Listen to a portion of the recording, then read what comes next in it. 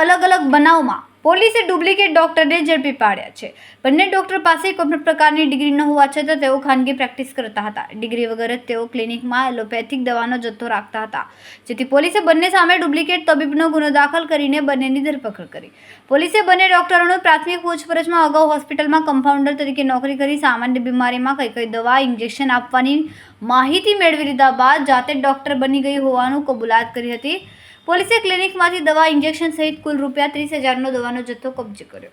સુરતમાં કોઈપણ જાતની ડોક્ટરની ડિગ્રી વગર અથવા બનાવટી ડિગ્રીના આધારે ક્લિનિક દવાખાનાઓ ખોલી લોકોની જિંદગી સાથે ચેડા કરતા નકલી ડોક્ટરોને પકડી પાડવાની દિશામાં પોલીસ કામગીરી કરી રહી છે, જે અંતર્ગત એસઓજી પોલીસના માણસોની અલગ અલગ ટીમો બનાવી શહેરમાં ડિગ્રી વગરના ક્લિનિક ચલાવતા બોગસ ડોક્ટરોને પકડી પાડવાની દિશામાં વર્કઆઉટમાં હતા।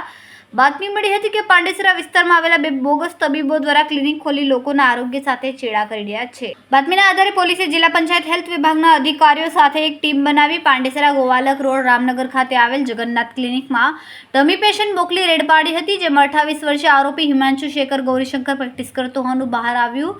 એસઓજી પોલીસે ધરપકડ કરીને ક્લિનિકમાંથી દવા ઇન્જેક્શન સિરપ મળીને કુલ ₹27,000થી વધુનો જથ્થો કબજે કર્યો હતો। કેમેરામેન સેનિલ રાણી સાથે વિશાલ છેઠા, માનવ પ્રભા ન્યૂઝ। અમારા વિડિયોની નવી અપડેટ મેળવવા માટે સબસ્ક્રાઇબ કરો માનવ પ્રભા ન્યૂઝ ચેનલને, બેલ આઇકન ક્લિક કરો લેટેસ્ટ વિડિયો સૌથી પહેલા મેળવવા માટે।